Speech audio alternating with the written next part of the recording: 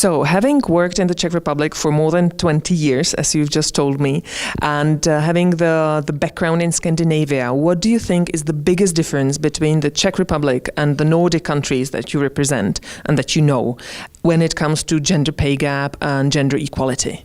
I think the main issue here is, and the differences are that the women are not having the same chances to be engaged fully on the employment market as long time as the women in Denmark would have. Partly because of the whole structure of when we're looking at maternity leaves, where women get a break, or many want a break, for at least a year or maybe 3 years on the market. Often they are staying then home part-time afterwards as well. So if we're looking on the number of part-time positions here, it's primarily women that are having these positions. And there's very few part-times here positions compared with in Scandinavia. Mm-hmm. But when we're looking at this in generally, we are seeing that the women are having a slower entrance into the market and having, because of that, they have simply less experience. Mm-hmm. And that is then reflected when these women go out and ask for salaries when they're negotiating for a new job. It's not an intention from most of the companies to actually have any pay gap at all. With all the clients that I'm working with, it's definitely not the case. But also women do ask for less if they are looking at a job, partly because they do not feel they necessarily have the experience to get a higher salary, but also for many women it is less important to have a certain salary. It's more a question about the contents of the job, the environment in the job, the flexibility, whatever possibilities are there. Mm-hmm. And men go more hardcore and say, okay, that's what I want.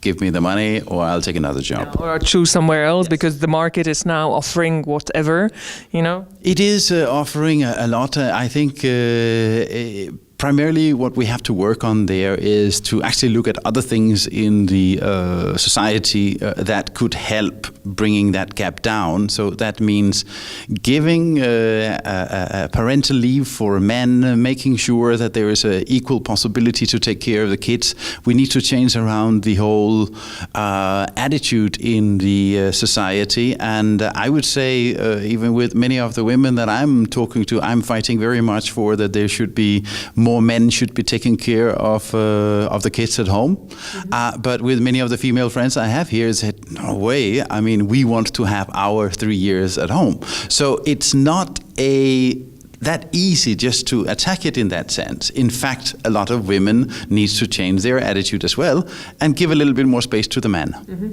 It's not black and white, and there's no fault on just one side. So what would you recommend to Czech women and Czech men to actually to do when it comes to their own attitude? Well, I would think I really don't like when the opinions are very strongly us men and us women. That's not it's us. Mm-hmm. It's we, and that's the way it should be seen. That it's a common responsibility, and it should be brought up that it's perfectly okay to go home for a man and take care of the kids. Mm-hmm. And that's a way. That's an attitude but it should not come by pressure in this sense here. This is a question of the young people that should actually grow up and know that they have a shared responsibility in life for whatever it takes, and that.